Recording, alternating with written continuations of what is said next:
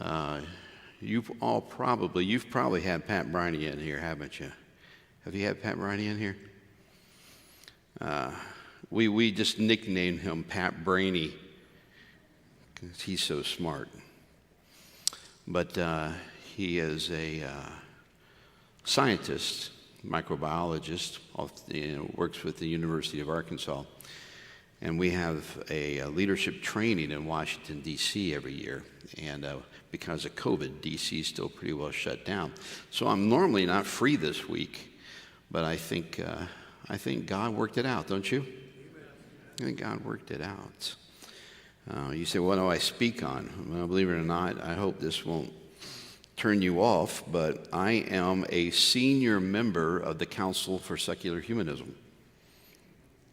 Kind of weird, huh?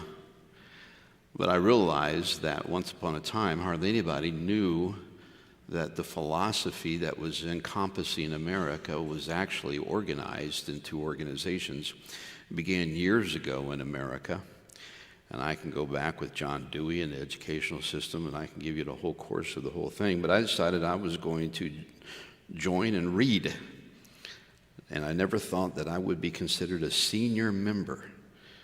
And I don't know if that's because I'm so old or if I've been a member for so long.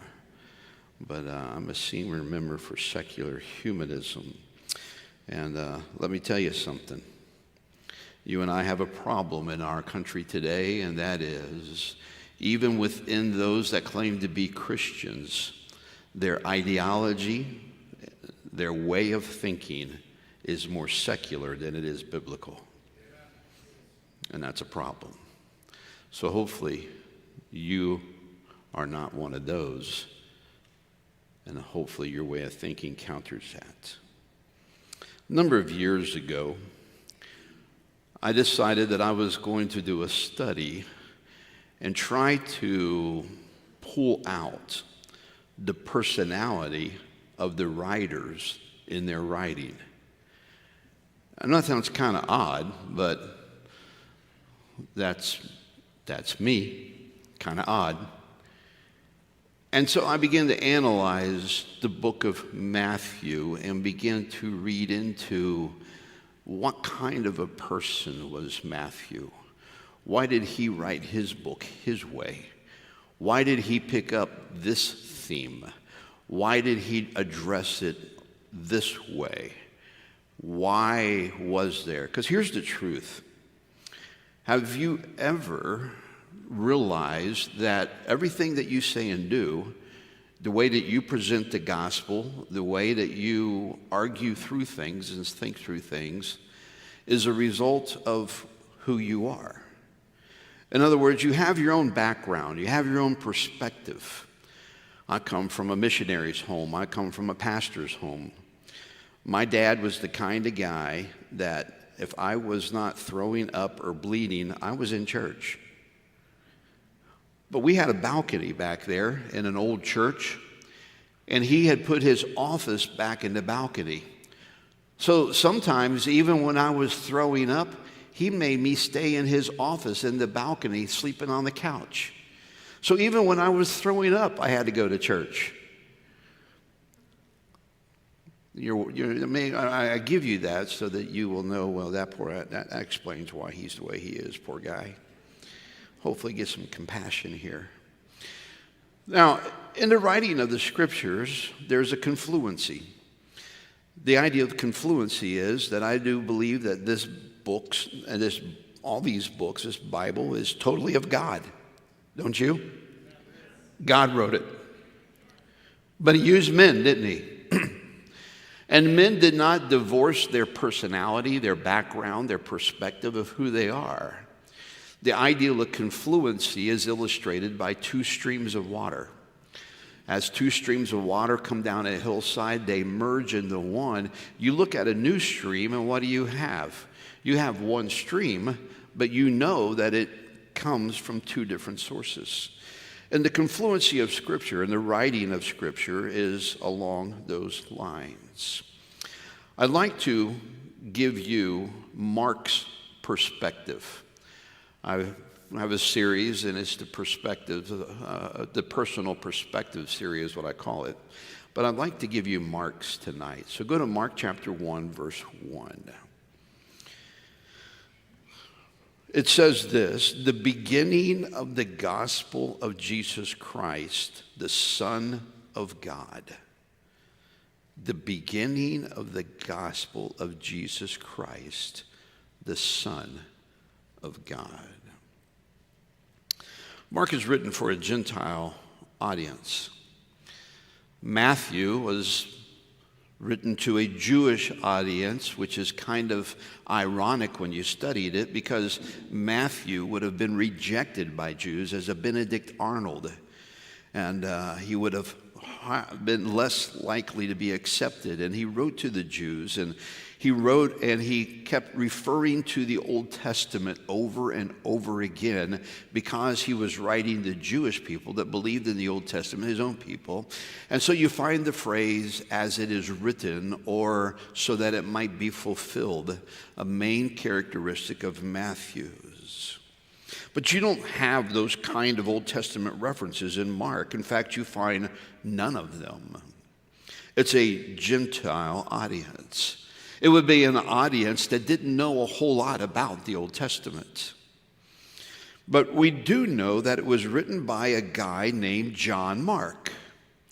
Now, John was at the time the most common Hebrew name, and Mark was the most common Roman name, and he had both. Probably showing that, like Paul, he was a Jew with Roman citizenship, or maybe one of his parents, probably his dad was Roman, his mom Jewish, or something of the sort. We do know he had Jewish family. In Colossians chapter 4, verse 10, it tells us that he's related to Barnabas. And he's the only person in the Bible, the only writer that was, we don't like the phrase, we call him second generation, meaning his parents had accepted Christ, and now he is accepted Christ. He's the only second generation, if you would, writer in the New Testament. This makes him uniquely different, because none of the others were raised up in New Testament Christianity, but Mark was. In Acts chapter 12, verse 12, you found that his home was involved in serving God, because they were having a prayer service in his home. And so his whole home was opened, and they were implying that maybe they had a large house, implies that maybe he came from a wealthy family. And it's clear, we're told, that his mother was one of the women that believed in Jesus while he was still on the earth. And he is probably the youngest of all the New Testament writers. Some distinctions about the book of Mark: it's almost a half the size as the Gospel of Luke. And it focuses on Jesus' activity or his movements more than his discourses or teaching. Not a lot of Jesus' teachings are covered in the book of Mark. If Mark was a movie, it would be a short movie of action scenes. A scene and then moving to the next scene. In fact, the word immediately is used 40 times in the book of Mark, more than all the Gospels put together. He says, Jesus did this, and immediately, and he moves on to the next theme. He continues to do that. Many believe that Mark was probably the first one that was written, and many referred to the book of Mark. We do not know that to be true or not. But unlike Matthew or Luke, Mark just totally skips the birth of Christ. Doesn't even refer to the birth of Christ. And John, as we just heard a few minutes ago, in the beginning was the Word. John began way back in the beginning, but Mark picks up at the early stages at the beginning of Jesus' public ministry. Doesn't cover anything about that. Two things that you find very much written into the book of Mark. you find over and over, and that is, number one, he focuses on the cross. The book of Mark focuses on the cross. And he begins the account of the cross quite abruptly. Like I said, he skips the whole scene, and Jesus is already 30 years old when you're introduced to him. And 1/3 of this book is all about 1 week. 1/3 of this whole book is about the Passion Week, or the week of Christ.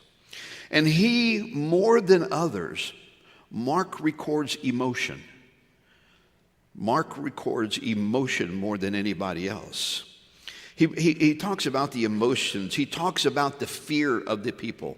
He talks about the amazement that went with the crucifixion and the resurrection. And he also points out Jesus' emotional humanity more than any other book. In fact, in chapter 1, verse 41, if you're still near there, chapter 1, verse 41, it says, Jesus moved with compassion. Jesus moved with compassion.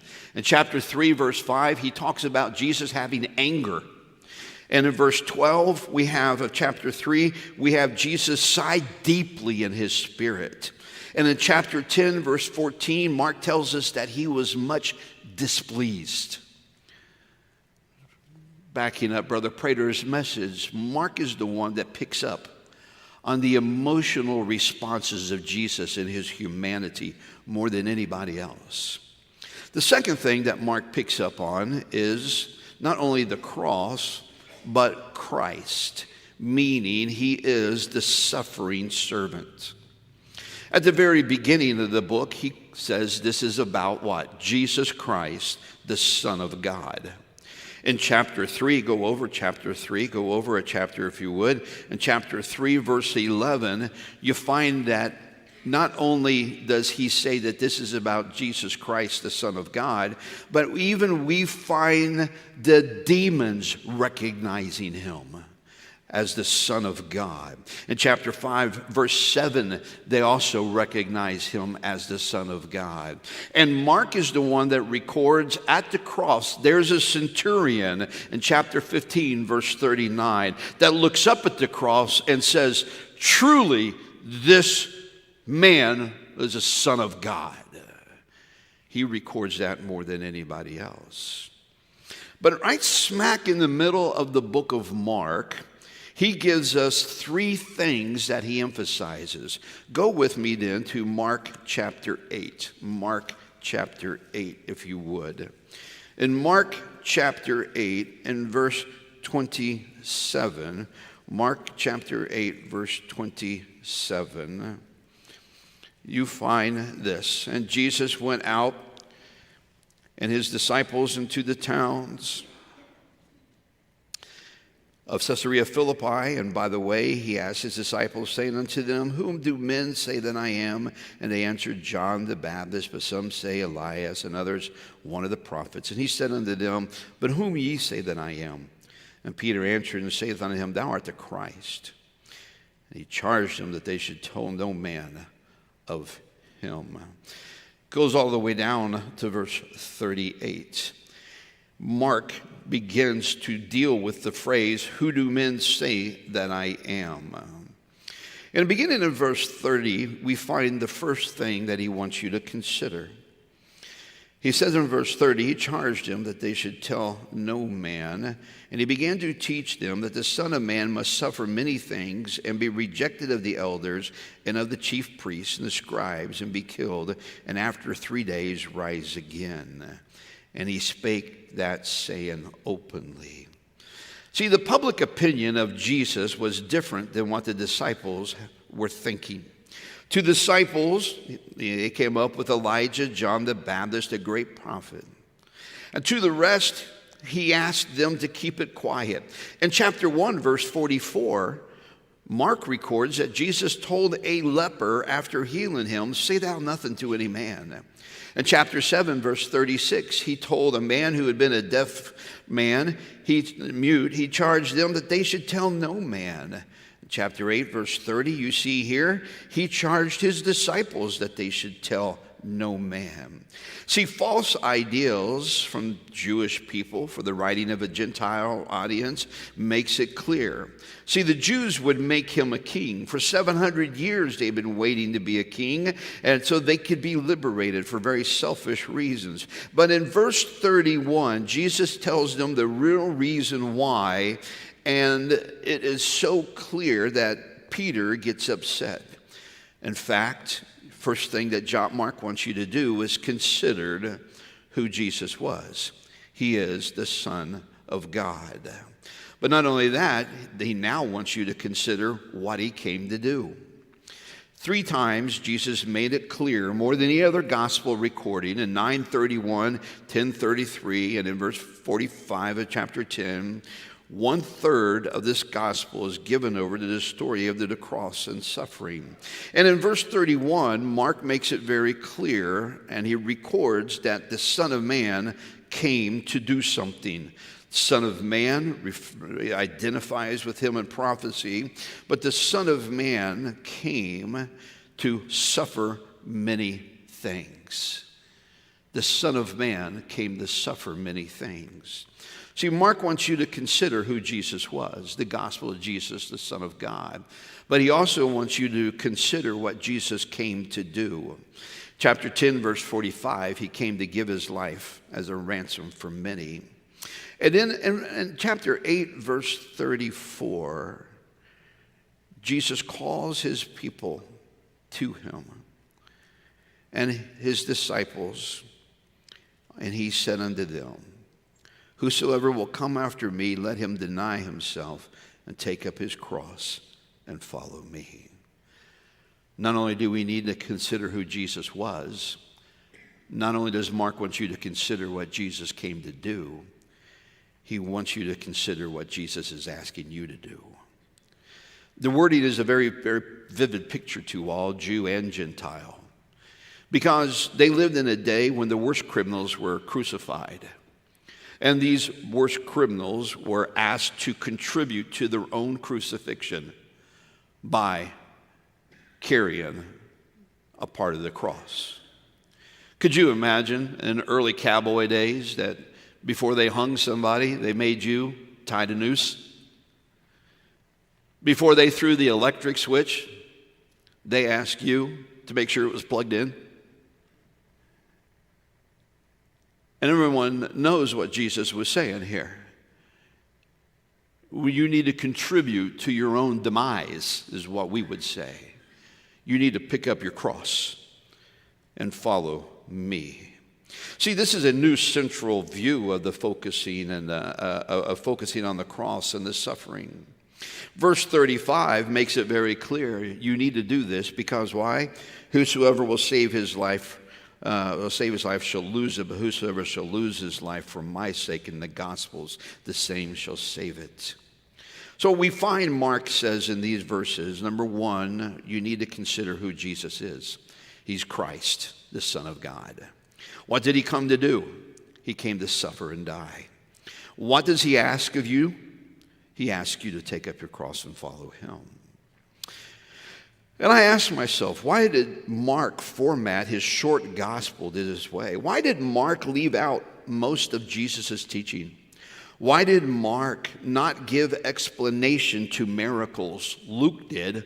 Luke spent a lot of time explaining Jesus' miracles.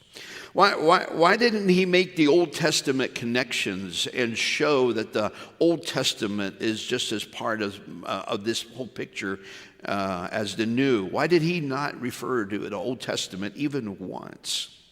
What's so special about Mark's personal perspective?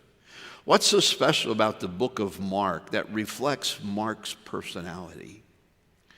And I think I found it, and I hope you'll stick with me just for a minute. I hope not to be much longer. See, Mark focuses on all the sadness and emotions. He focuses on suffering more than the other Gospels. I believe that the thing that drives Mark is failure.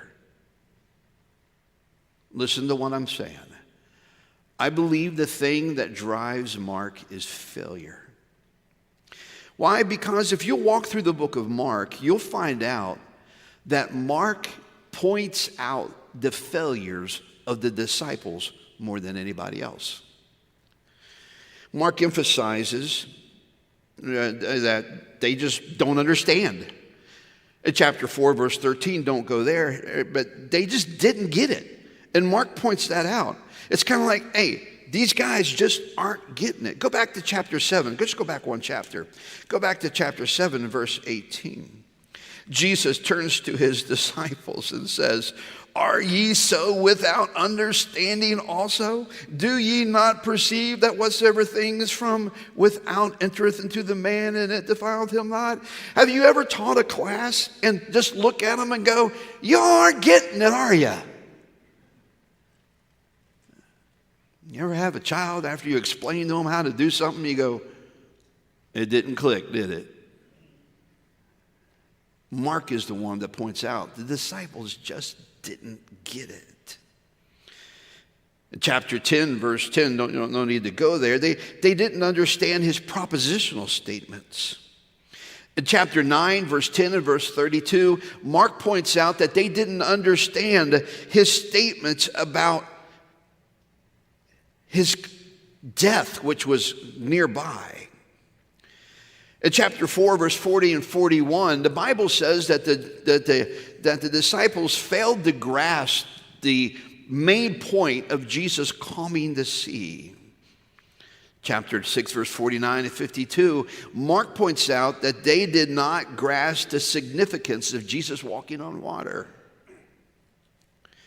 And in chapter 14, verse 50, Mark points out that all the disciples in Jesus' time of need in the garden when he was being arrested, Mark very concisely says that all forsook him and fled. These guys just weren't getting it. And when they had an opportunity, they could have done something, and they didn't. Mark is the one that focuses on that. Not Matthew, not Luke, not John. Peter is mentioned in Mark's gospel more than anybody else. Did you know that? More than any other individual and more than any other gospel, Mark talks about Peter. He talks about Peter. In fact, most of the comments and most of the conversations that we have with Peter are from the book of Mark. We just talked about a little while ago in chapter 8. In chapter 8, if you want to go back there, in chapter 8, Jesus said in verse 31, he said, "The Son of Man must suffer many things and be rejected of the elders and of the chief priests and the scribes and killed, and after 3 days rise again." I don't know about you, but I think that's pretty clear, don't you? I got to go.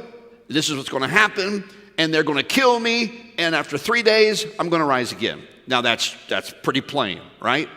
What did Peter do?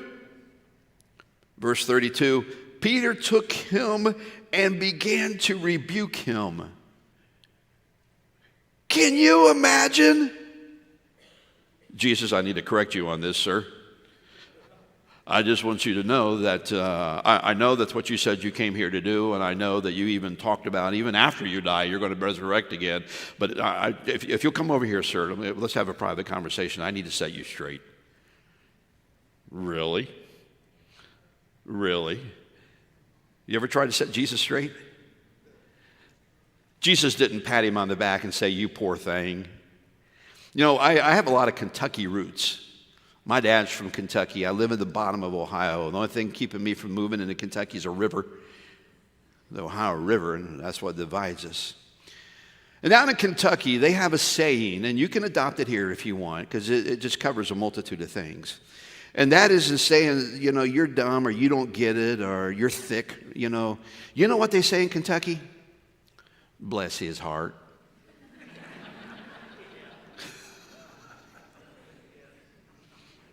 I tried to explain it to him. Bless his heart. You'll be in a prayer meeting. Just want you to know that so-and-so really messed up on the job. Bless his heart. And you can say whatever you want and sound Christian-like as long as you add bless your heart. to it. Jesus didn't pat Peter on the head and say, bless your heart. You just don't get it, do you, Peter? No, you know what he said? Hey, Satan, get behind me. What? I just trying to help you out here, Jesus. You got some things wrong. Get behind me, Satan. You know, it's Mark, the one that covers that. Mark covers Peter in the garden whenever there's a transfiguration and Jesus and Elijah and Moses are there. Peter, after they go away, Peter, I think he didn't know what to say. You ever been around someone and they didn't know what to say, so they just said something? Peter goes, Lord, let's build tabernacles. Well, there you go. It's the middle of the night. Let's just start building tabernacles. That's a good idea. Let's just all build tabernacles, one for each of you. That's what we need right here in the garden, some tabernacles. Thank you, Peter. You're. I think Peter, someone told me that Peter had his foot in his mouth so much he probably had athlete's mouth.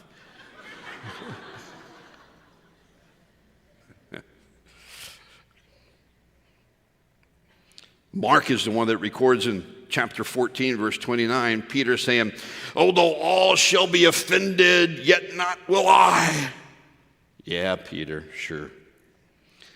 Mark is the one that records Jesus coming back and saying, Simon, sleepest thou?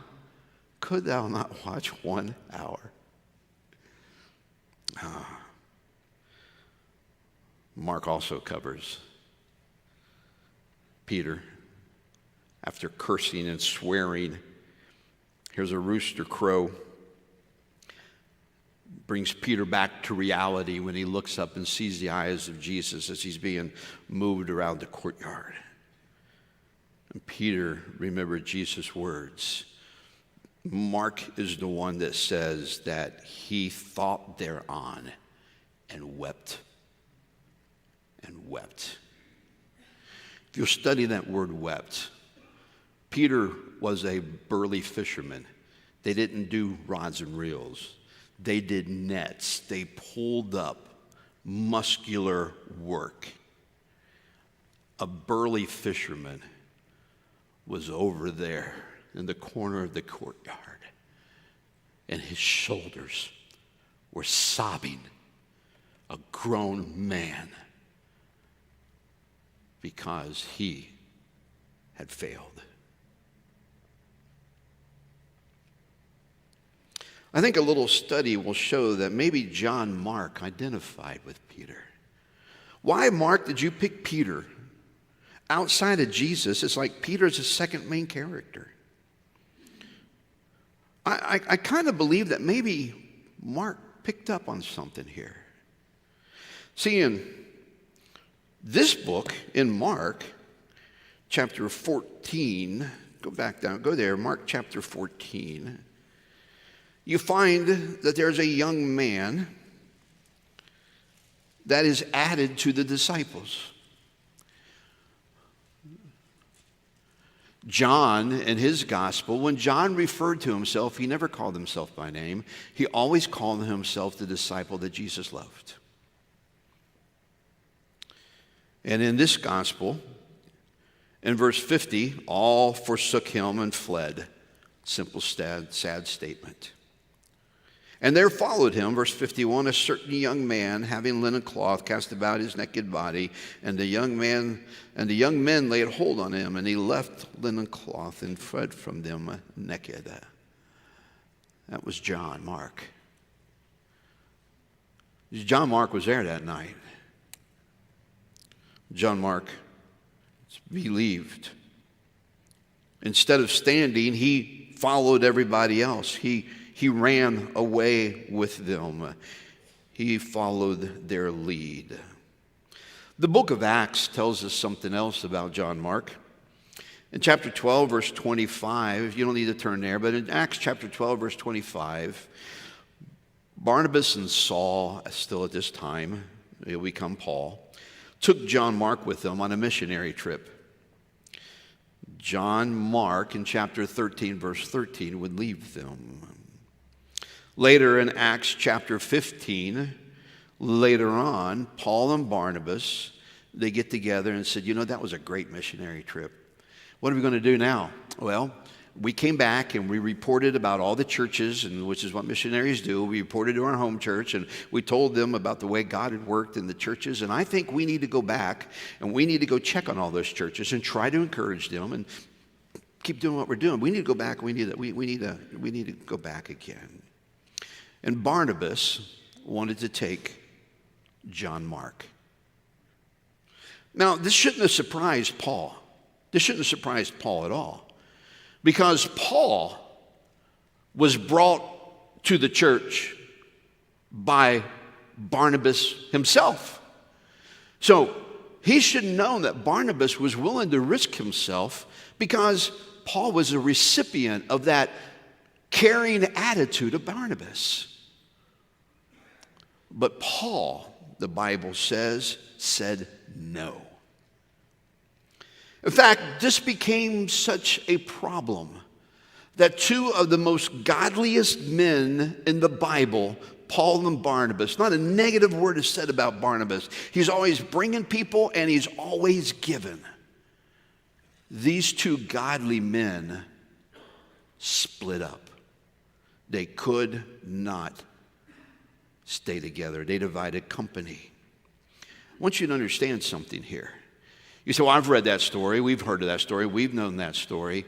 Yeah, but how'd you like to have been John Mark?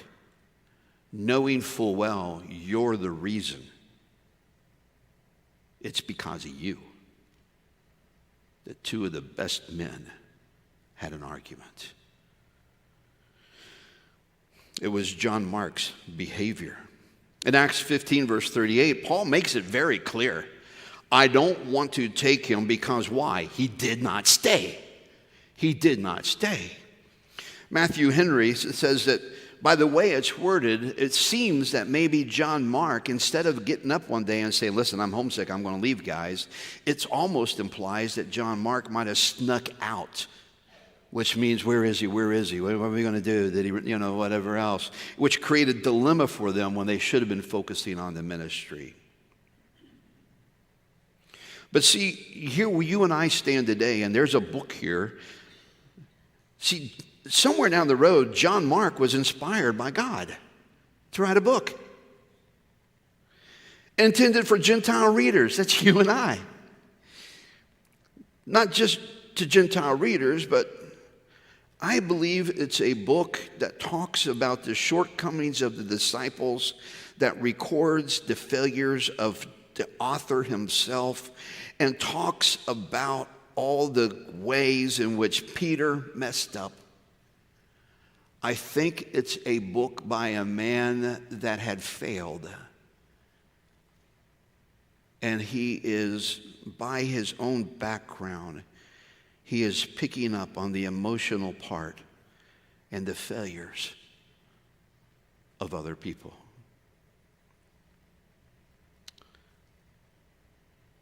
It's not just a book. It's a book from John Mark and who he was. It's his perspective. And there are those of us that have failed over and over. There are those of us that have wept many tears because of our failures.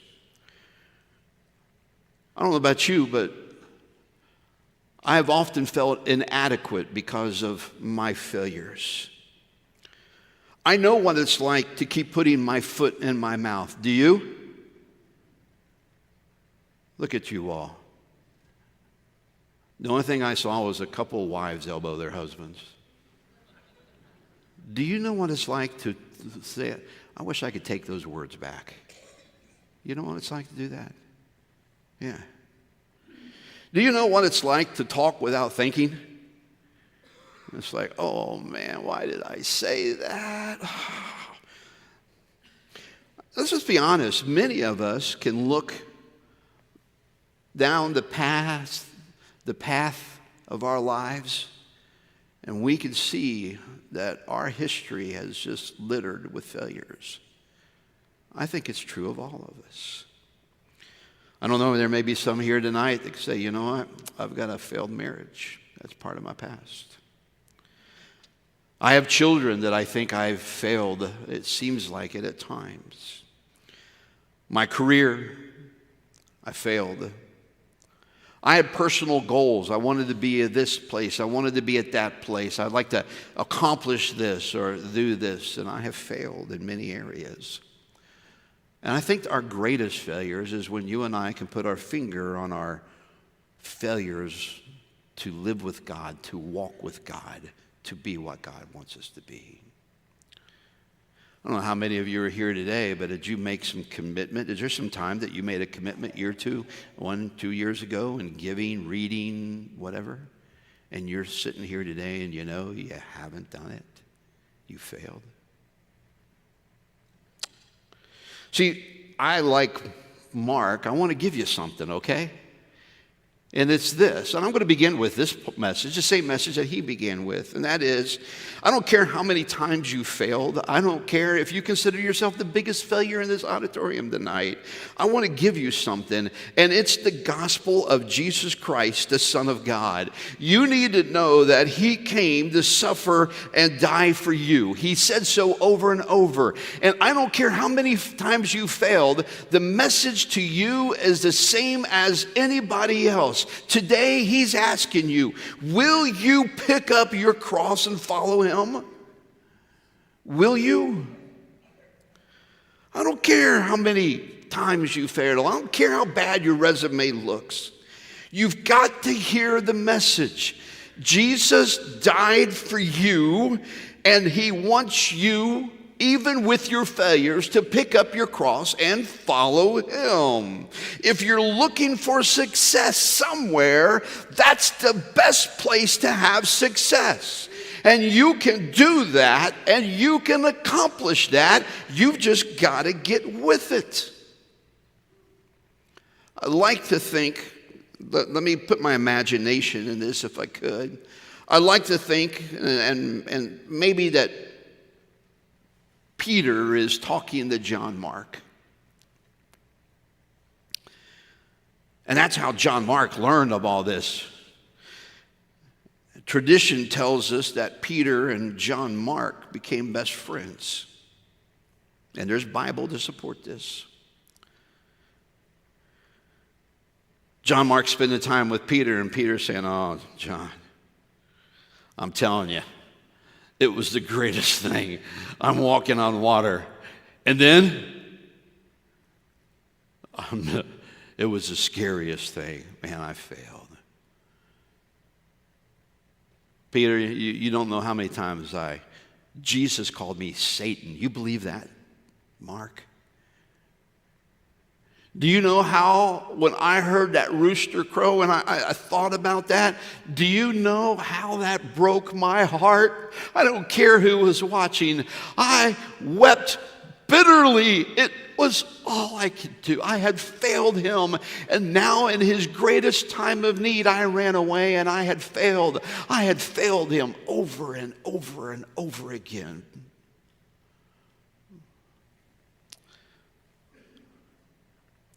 I want you to go to chapter 16 of the book of Mark. Because I would just imagine that Peter, looking at Mark, gets tears in his eyes and says this: Jesus had died. And I was thinking, Mark, that the last thing that Jesus saw was me and my worst failure.